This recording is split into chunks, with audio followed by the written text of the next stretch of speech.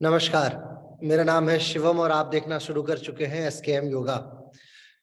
पिछले काफी दिनों से हम लोगों ने गीता विषय पे कोई वीडियो शूट नहीं किया है, जबकि दूसरे अध्याय की बात चल रही थी। तो दूसरे अध्याय के 30 श्लोकों के आगे हमें लगभग 31 से लेके 40 श्लोकों की बात करनी थी, जिसके लिए काफी लंबा समय लग गया। इसके पीछे वाजिब कारण भी थे, व्यक्तिगत कारण थे, चूंकि मेरी यात्राएं वियतनाम से भारत और भारत से वियतनाम होती रही, इस कारण से वीडियो आपके बीच में नहीं आ सका। बहरहाल आज जिस विषय पे हम लोग बात करने वाले हैं वो कहीं ना कहीं सांख्य योग को आगे बढ़ाता हुआ विषय है। और जब सांख्य योग आगे बढ़ता है तो किस प्रकार से भगवान सांख्य योग की निर्दिष्टि कर्म योग की तरफ लेके जाते हैं, इस विषय में अर्जुन को ज्ञान दे रहे हैं, अर्जुन को बता रहे हैं।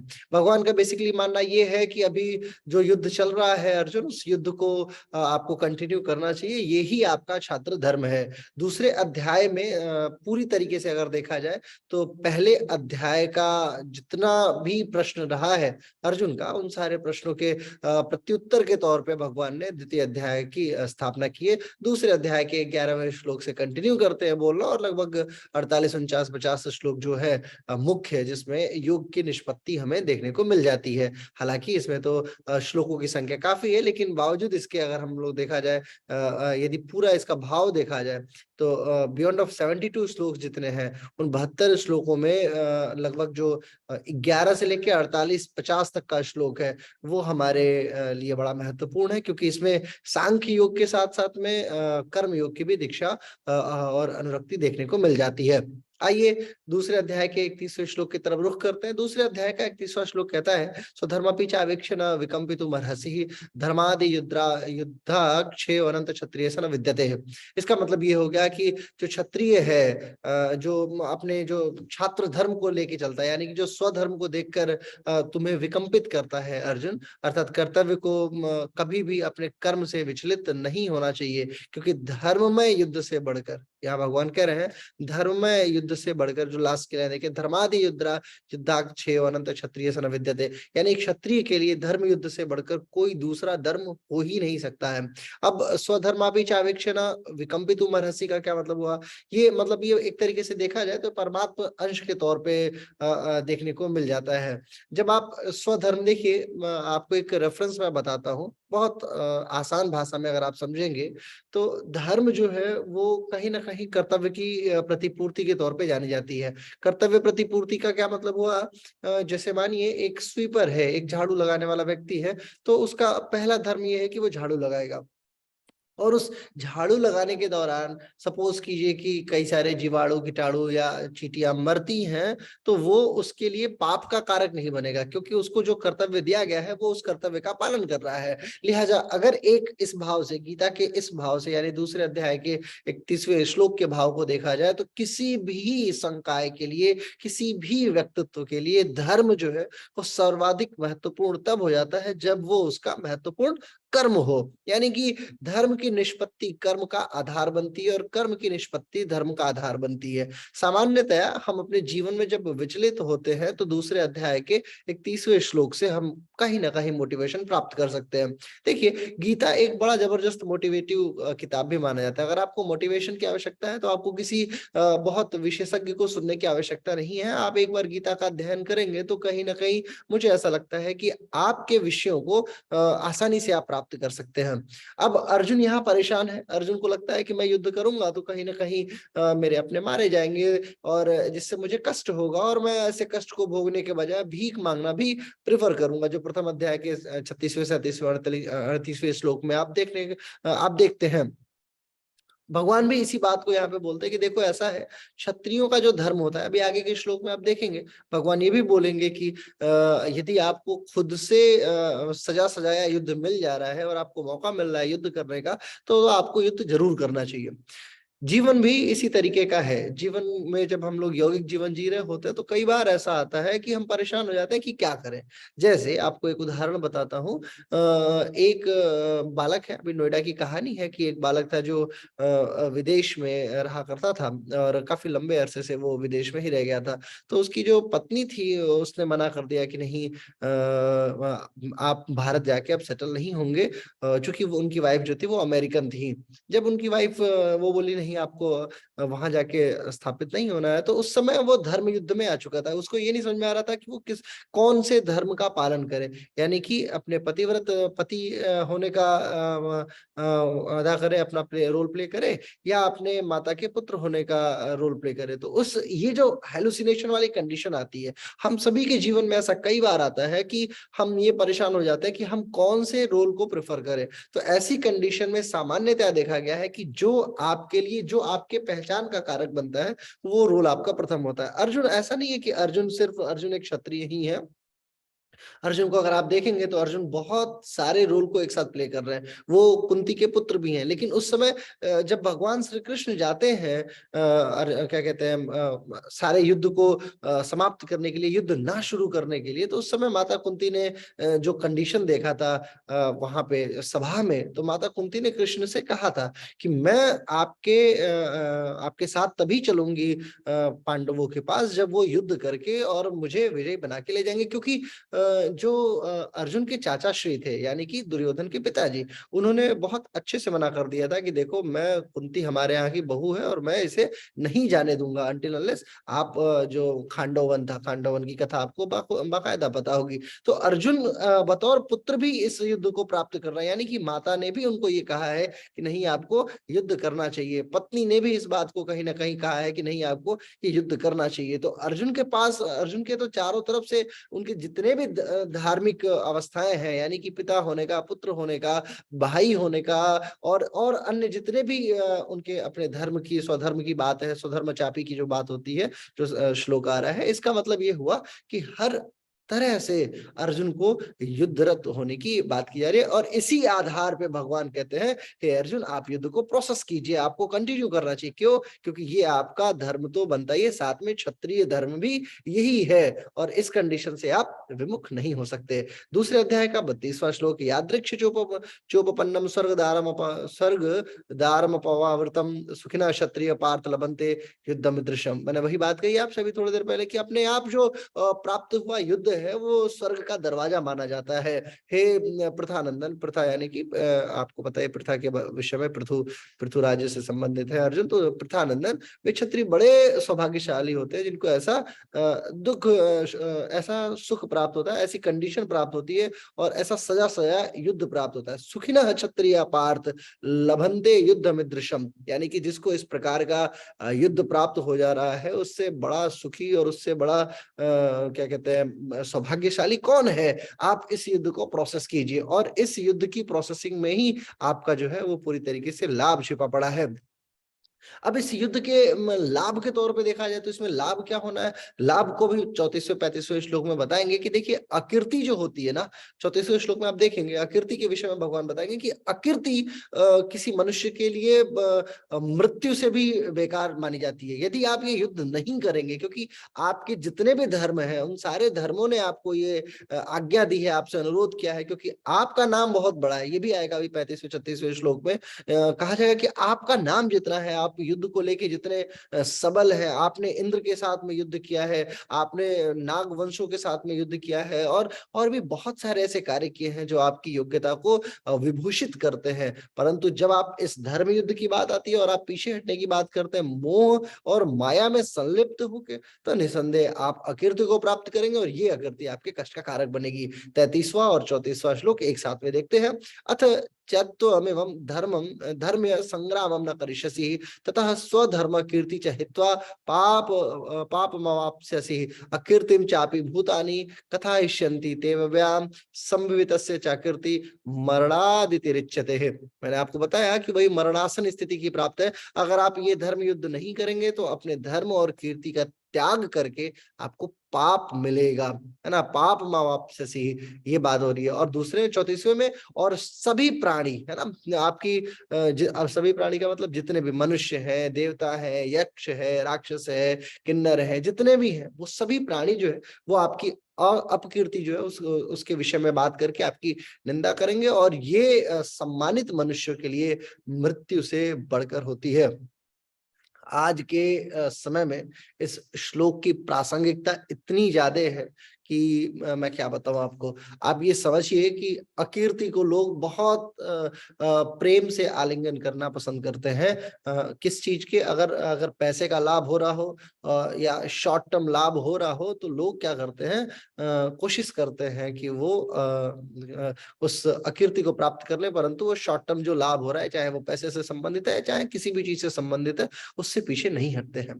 पहले का एक समय था, जिस समय अर्जुन और कृष्ण की बात हो रही है, वो एक समय था जिस समय में लोग मृत्यु का वर्ण करना पसंद करते थे, परंतु अकीर्ति या अपकीर्ति जो होती थी उसको प्राप्त करना पसंद नहीं करते थे। कीर्ति का मतलब क्या हुआ? कीर्ति वो होती है जो आपने स्वयं बनाई है, आपके बाहुबल ने, आपकी योग्यताओं ने, आपकी क्षमताओं ने अपनी योग्यताओं के ऊपर जो विभूषण किया है, जिस प्रकार की योग्यताओं से आपने स्वयं को निखारा है, संवारा है, विभूषित किया है, वो सारी अवस्थाएं आपके लिए योग्यताओं के आधार पे आपकी कीर्ति का कारक बनती है।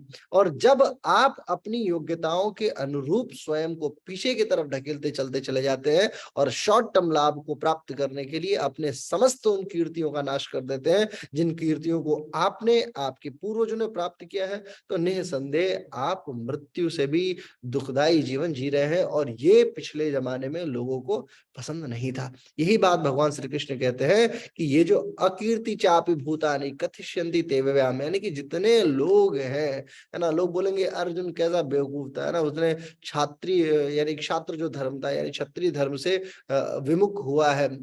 तो बेसिकली देखिए 18वें अध्याय में एक श्लोक आपको मिलेगा, 18वें अध्याय का 60वां श्लोक है, वो भी इस तरीके की बात जो है वो करता है कि मतलब युद्ध के बिना आप रह ही नहीं सकेंगे। 18वें अध्याय में भगवान बोलते हैं कि युद्ध के बिना आप नहीं रह सकेंगे, अपने छात्र स्वभाव के वश में है आप, और ये आप जान लीजिए कि ये अभी नहीं तो कल नहीं तो परसों आपको युद्ध में शामिल तो होना ही पड़ेगा, आप उसका त्याग नहीं कर सकते।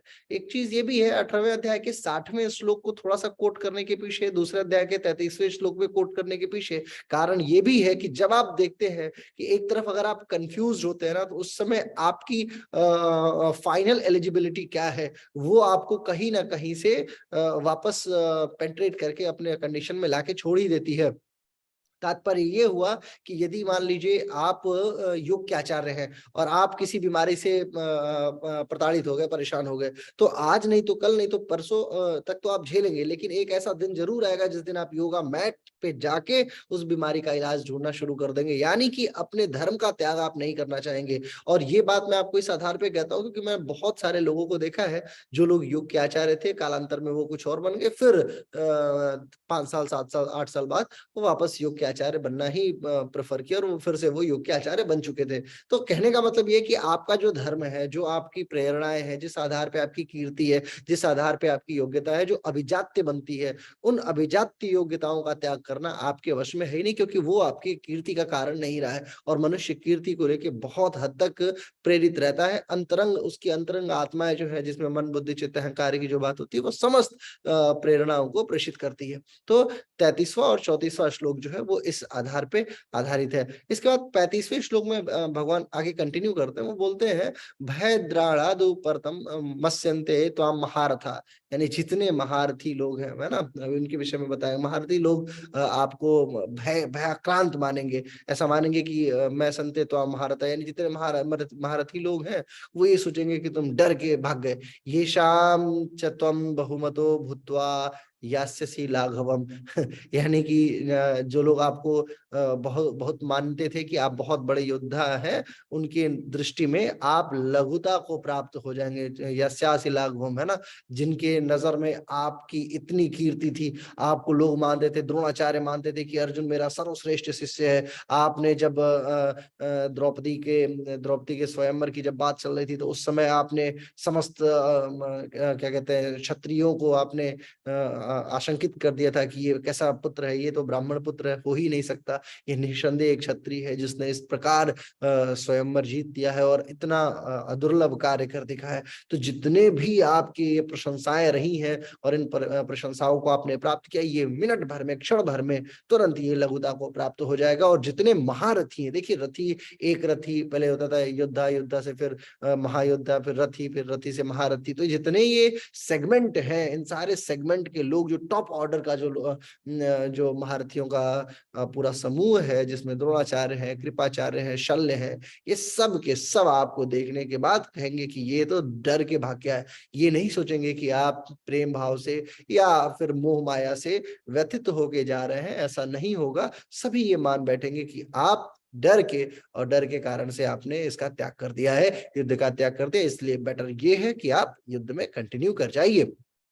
26वें श्लोक में भी कुछ यही बात है। देखिए जो 4 श्लोक है ना, उसमें भगवान जो है वो हानि बताकर बता रहे हैं कि अगर आप युद्ध नहीं करेंगे तो उससे क्या हानि होगी। इसके बाद वाले जो 2 श्लोक होंगे, यानी 37वां 38वां जो श्लोक होगा, उसमें भगवान ये बताएंगे कि इसका लाभ क्या है। 36वें श्लोक की बात करते हैं तो भगवान बोलते हैं, अवाच्य वादांश बहुना वदिष्यन्ति तवाहिताः निदंतस्त्व सामर्थ्यम ततो दुःखतरम नो किम। यानी बोलते हैं कि आपके जो शत्रु लोग हैं ना, वो आपकी सामर्थ्य की लगेंगे निंदा करने, और ये भी कहेंगे कि ये युद्ध नहीं कर सकता था, है ना, और इससे ज्यादा दुख की बात क्या होगी। निंदस्त सामर्थ्यम ततो दुःखतरम नो किम, इससे ज्यादा दुख की क्या बात होगी कि लोग आपके आपके जो शत्रु हैं वो आपकी निंदा शुरू कर देंगे, और इस निंदा से बढ़कर कोई बात, दूसरी बात नहीं होगी। देखिए, ईश निंदा एक शब्द आता है योग शास्त्र में। योग शास्त्र में अगर आप देखेंगे तो ईश निंदा का मतलब हुआ ईश्वर की निंदा करना। ईश्वर की निंदा जो है वो ऐसा नहीं है कि वो सिर्फ परमात्मा सत्ता की निंदा से संबंधित है। कई बार आत्म सत्ताओं की निंदा भी ईश निंदा के बराबर मानी जाती है। दूसरे अध्याय के 36वें श्लोक में कहीं ना कहीं ईश निंदा को ही भगवान ने बताया है कि ये आपकी जो निंदा होगी ये आपके लिए मृत्यु से बढ़कर होगी।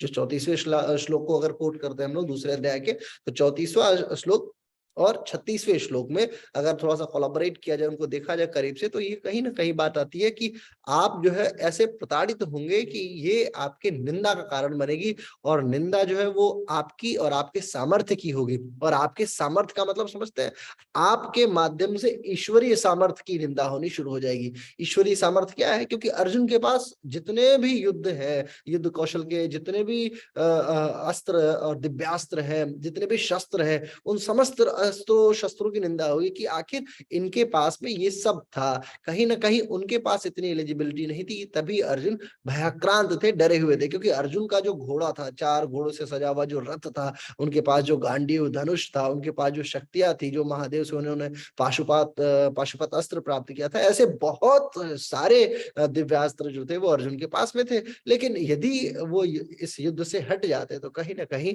वो क्वेश्चन मार्क होता, वो किसके ऊपर? ईश्वर के ऊपर। और स्वयं ईश्वर वहां पे रह के ईश्वर के ऊपर प्रश्न चिन्ह लगाने दे, ये तो कदापि नहीं हो सकता था। और ऐसी परिस्थिति को जन्म ना लेने दिया जाए, इसके लिए भगवान ने यहाँ पे अर्जुन को गाइड किया, लेट्स डू फाइट, है ना, युद्ध शुरू करते हैं। 37वां और 38वां श्लोक जो है वो थोड़ा सा लाभ बताने वाला होगा। अभी तक क्या था कि युद्ध ना करने से क्या हानि थी, अब लाभ के विषय में। हत्वा प्राप्स्यसि स्वर्गम जित्वा वा भोक्ष्यसे महीम्। देखिए, स्वर्ग को है ना, स्वर्ग को प्राप्त हो जाओगे। तस्माद् उत्तिष्ठ कौन्तेय युद्धाय कृत निश्चय, ये बड़ा जबरदस्त श्लोक है, हर समय आता है।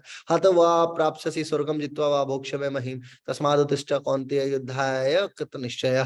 अगर युद्ध में मार दिए जाओगे तो तुम्हें स्वर्ग की प्राप्ति हो जाएगी, और यदि युद्ध जीत गए तो तुम्हें पृथ्वी का भोग मिलेगा, है ना। मतलब हे कुंती नंदन, आप युद्ध के लिए निश्चय होइए और खड़े हो जाइए। अब स्वर्ग की प्राप्ति किसको नहीं चाहिए, है ना। स्वर्ग की प्राप्ति का मतलब यह है कि आप अपने कर्मों के आधार पे जब आपको स्वर्ग की प्राप्ति होती है तो फिर आप जीवन स्वर्ग। देखिए, हिंदू कॉन्सेप्ट जो है, जो सनातन धर्म का कॉन्सेप्ट है स्वर्ग का, वो ऐसा नहीं है कि वहां पे 32 हूरों का कॉन्सेप्ट है और इस तरीके का, ये सब नहीं है। वहां पे ये है कि आत्मा का जो विलय है वो परमात्मा सत्ता के साथ हो जाता है, और परमात्मा सत्ता जो है वो स्वर्ग के आसपास में रहना पसंद करती है। देखिए, क्योंकि जो दैवीय राजकाज है वो सब देव इंद्र देखते हैं। इंद्र कोई देवता नहीं है, इंद्र एक पदवी है। ये बात आप शायद नहीं जानते होंगे, मैं आपको बताऊं, इंद्र जो है वो एक पदवी है, और हर क्षण जो है वो अलग अलग प्रकार के इंद्र हुए हैं। तो वो बेसिकली क्या है, जितनी आत्म सत्ताएं हैं, उनको उनका जो उनकी जो आवागमन की यात्रा होती है इस इहलोक में, उस इहलोक में ना आवागमन हो,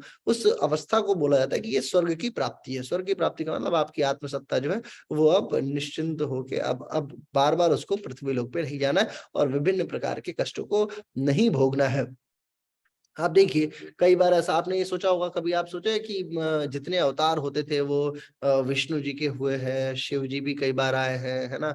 कई बार ब्रह्मा जी भी आए, लेकिन ये अधिकतर देवता जो है मनुष्य रूप में विष्णु भगवान को ज्यादा आना पड़ा है। अन्य देवता, इंद्र का कभी कोई अवतार नहीं हुआ है ना? इंद्र जो हो गए, इसी प्रकार अन्य जो देवता है जैसे अग्निदेव हो गए, सूर्य देव हो गए, ये अवतारित नहीं होते थे लोग, क्योंकि जितना ये स्वर्ग का ये डिपार्टमेंट है ना, ये स्वर्ग का डिपार्टमेंट ऐसा ही है, वो मनुष्य योनि में आना उनके लिए प्रेफरेबल नहीं है। और ये एक कॉन्सेप्ट है, जिस कॉन्सेप्ट पे एक बड़ी चर्चा संभावित है। लेकिन आप ये समझिए, भगवान यहाँ पे बता रहे हैं कि आप यदि युद्ध में मार दिए जाएंगे तो आप स्वर्ग को प्राप्त हो जाएंगे, और यदि नहीं मारे जाते हैं तो पृथ्वी का राज तो आपका है ही है। और इन दोनों बातों के पीछे जो है वो कहीं ना कहीं ईश्वर इस बात को बताने की कोशिश कर रहे हैं कि आप युद्धरत रहिए। और समझ, थोड़ा सा जैसे टॉफी देना, लालच देना कि चलो ठीक है कोई बात नहीं, युद्ध कर लो। हाँ, ये बेसिकली प्रश्न का उत्तर भी है।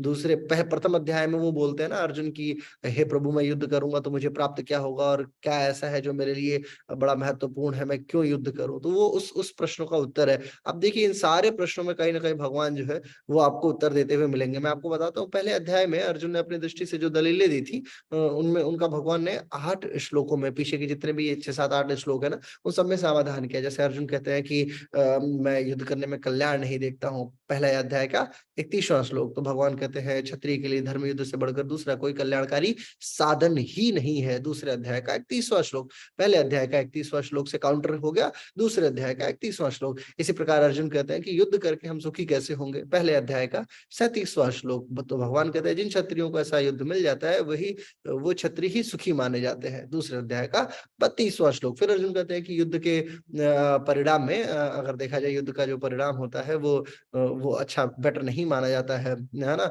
और इससे नरक की प्राप्ति होती है, पहले अध्याय का 44वां श्लोक। तो फिर भगवान बोलते हैं कि युद्ध करने से स्वर्ग की प्राप्ति होती है ना? और ये जो अभी मैं आपको बता रहा था 37वां श्लोक, दूसरे अध्याय का 37वां श्लोक।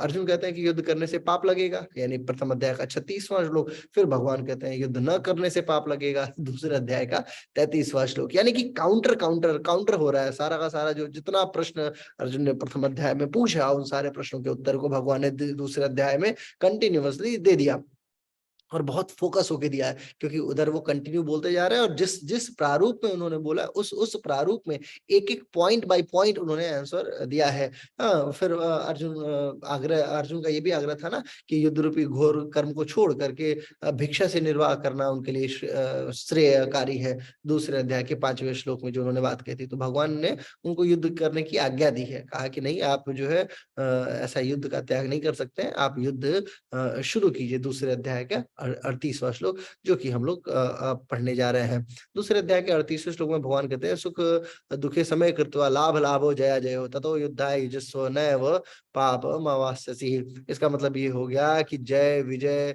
और लाभ हानि सुख दुख इन सबको इक्वल करो और फिर युद्ध में लग जाओ। इस प्रकार के युद्ध में जब आप लाभ हानि को इक्वल कर लेते हैं, जय पराजय को इक्वल मान लेते हैं, यानी ना ये एक रामायण में गोस्वामी जी ने लिखा है कि लाभ हानि जीवन मरण जस अपजस विधिहात। यानी कि इन सारी चीजों को आप छोड़िए।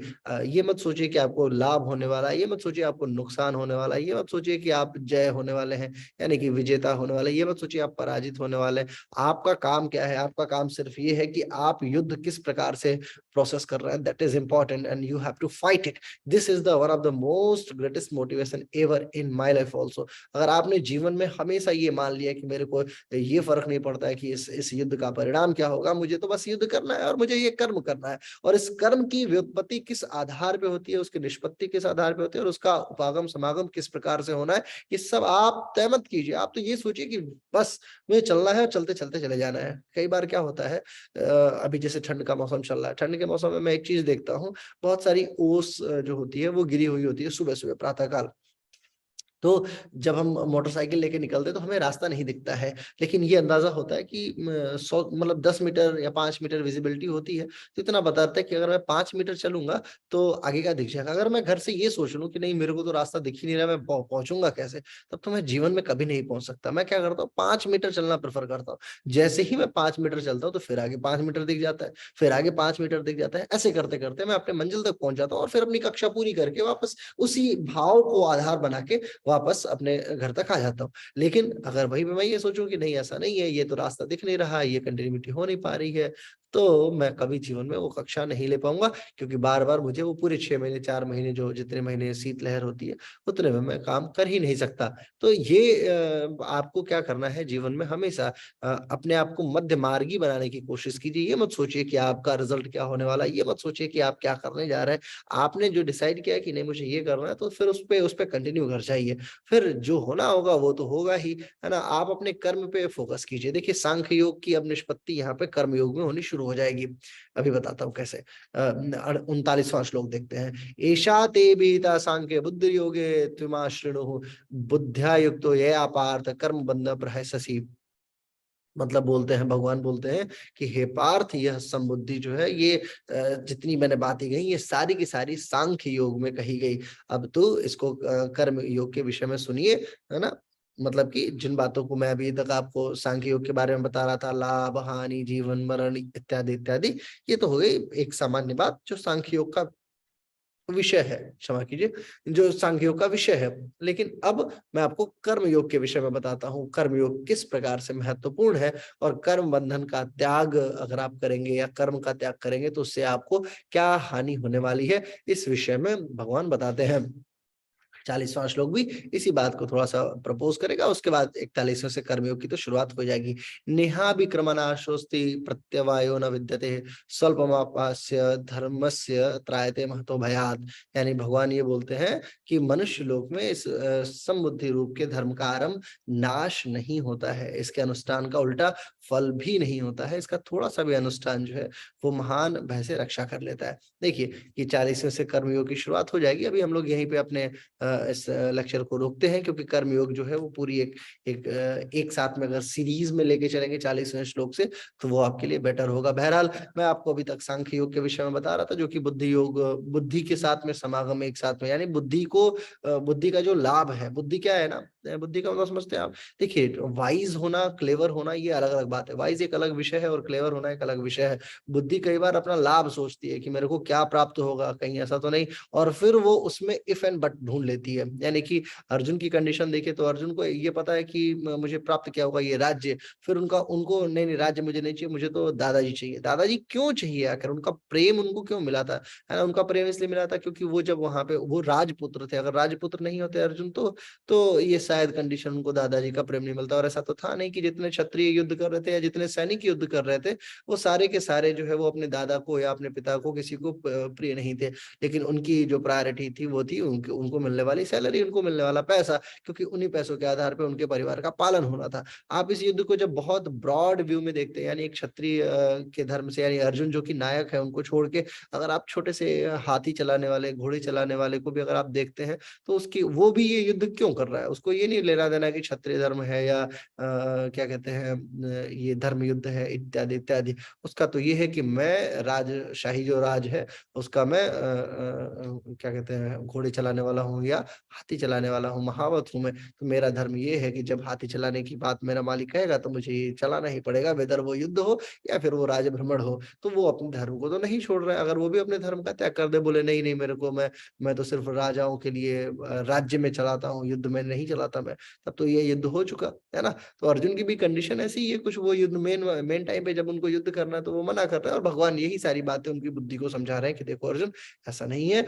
और सांख्य योग जो है मित्रों वो यही कहता है, सांख्य योग यानी कि सांख्य दर्शन पूरी तरीके से अगर आप देखेंगे तो वो इन्हीं 25 तत्वों पर आधारित है, जिसमें बुद्धि एक महत्वपूर्ण हिस्सा है, जिसको महत्व भी बोला जाता है। तो महत्व जो है बेसिकली सांख्य जो है वो पुरुष, प्रकृति, महत, बुद्धि और अहंकार, इसके बाद फिर पंच तत्वों में भी बंटती है। पंच तत्व हो गया क्षित, जल, पावक, गगन, समीर, फिर पंच महाभूत, ऐसे करके वो 25 तत्वों का पूरा एमलगेशन है सांख्य दर्शन। तो सांख्य दर्शन में जो तीसरा महत्वपूर्ण पार्ट है ना, वो है महत। महत यानी कि बुद्धि। और बुद्धि योग इसीलिए इसको बोला जाता है क्योंकि अर्जुन जो है वो बहुत हद तक बुद्धि से संबंधित कार्यों का निष्पादन कर रहे हैं, और ऐसे कार्यों के निष्पादन के लिए कहीं ना कहीं अर्जुन को एक एक मोटिवेटर, एक गाइड की जरूरत है, जो भगवान श्री कृष्ण अपने पूरे तन्मयता के साथ में कर रहे हैं। आगे वो कर्मयोग का बोध कराएंगे। इस कर्मयोग को सुनने के लिए हम लोग अपने अगले वीडियो को रिकॉर्ड करेंगे। आप सभी का बहुत बहुत आभार। हो सकता है कि मैं थोड़ा सा तीव्र बोल जाता हूं, क्योंकि ये समय सीमा इसकी होती है, हमें कुछ लिमिटेड समय में ही शूट करना होता है,